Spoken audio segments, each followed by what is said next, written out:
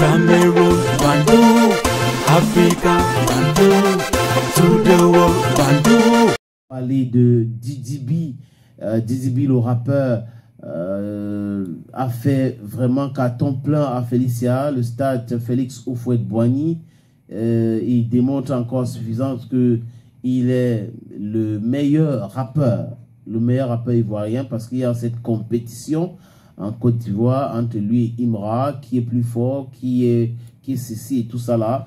Imra avait organisé un événement au stade, on parlait de culture quoi. C'était plein de chez plein. Et il était en train de dire non, Didi B ne peut pas faire telle chose. Vraiment, Imra, c'est le meilleur, c'est le premier, c'est le patron maintenant. Didi B est allé au stade maintenant pour répondre. Et le stade était archi plein, archi comble, comme on peut dire.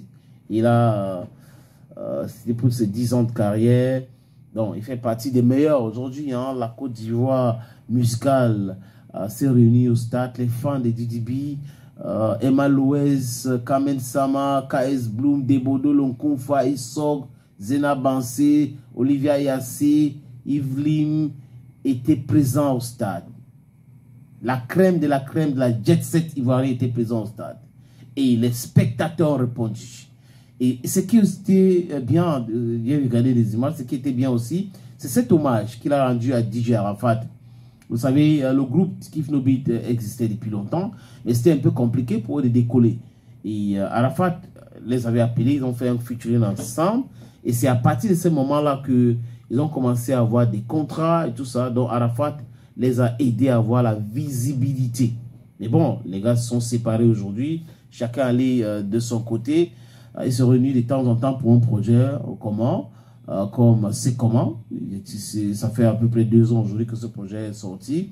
Mais Elon fait des sorties, il a fait des featuring avec Blanche Bailey, Didi B aussi de son côté. Donc, ils ont en carrière solo et il revient de temps en temps quand c'est nécessaire. Et tous ces gars-là étaient au stade pour rendre hommage à Didi B. Et ils ont rendu hommage, comme je le disais tout à l'heure, à DJ Arafat, qui est considéré comme le patron de la jeune génération des musiciens ivoiriens. C'est lui le boss. Et c'est grâce à lui que toutes ces choses, toutes ces réussites se passent. Et il a eu le courage de commencer à organiser des spectacles dans les grandes salles que les jeunes artistes pensaient que c'était difficile.